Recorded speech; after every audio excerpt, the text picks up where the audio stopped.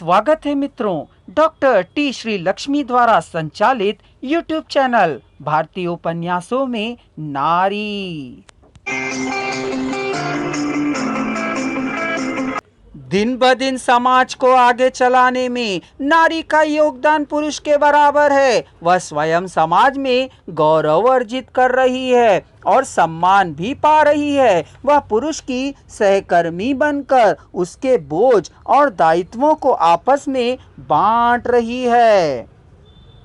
औद्योगिक एवं कृषि क्षेत्रों में उत्पादन बढ़ गया, फिर भी साधारण नारी की जीवन शैली में पूरा परिवर्तन नहीं आया है। मध्य वर्गीय स्त्रियों को आर्थिक समस्या का सामना करना पड़ रहा है। परिणाम स्वरूप उन्हें घर और बाहर मेहनत करनी पड़ रही है। इस कारण उन्हें ससुराल वालों और अधिकारियों के क्रोध का शिकार होना पड़ रहा है। अतः मध्यवर्गीय नारी अपने आत्म गौरव की रक्षा के लिए वेदना का अनुभव कर रही है।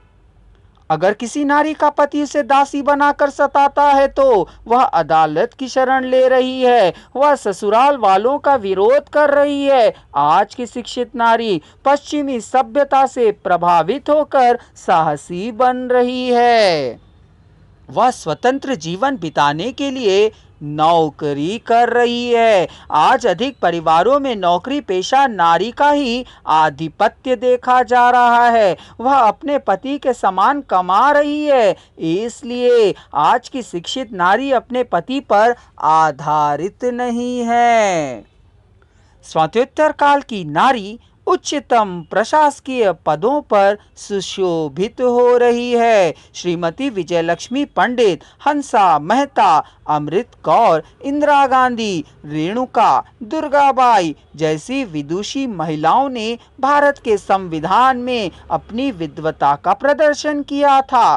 कई महिला विधायकों और संगठनों के परिश्रम से अनेक सुधार कानूनों का निर्माण कर उन्हें अमल में लाया गया।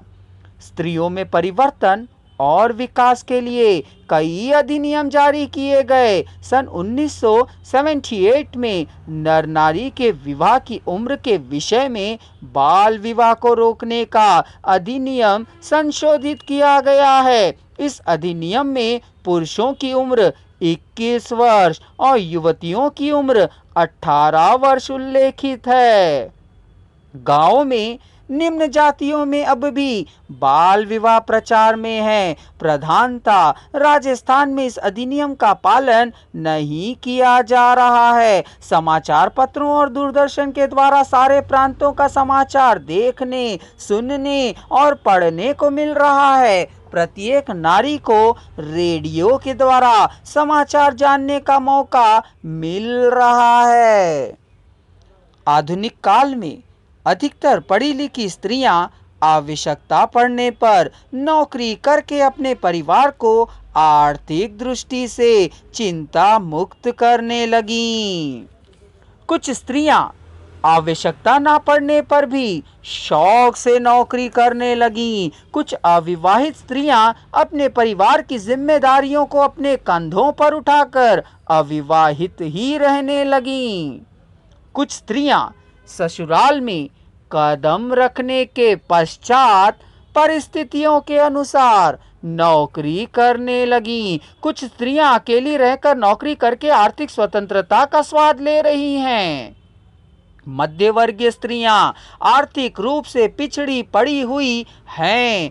पर्वतीय और आदिवासी स्त्रियों की स्थिति आर्थिक रूप में उन्नति पा रही है। अंतर्राष्ट्रीय श्रम संगठन के नियमानुसार सभी क्षेत्रों में स्त्रियों को समान अधिकार प्राप्त है, परंतु हर स्थान पर जैसे वेतन, शिक्षा, नौकरी के विषय में भेदभाव बाकी रह गए हैं। आज की नारी पढ़ लिख कर नौकरी के लिए बाहर तो आई हैं, परंतु वह कई कठिनाइयों का सामना कर रही हैं। कुछ स्त्रियां अज्ञान, उच्चाकांक्षा और प्रलोभन में पड़कर अपनों की रक्षा करने में असफल हो रही हैं।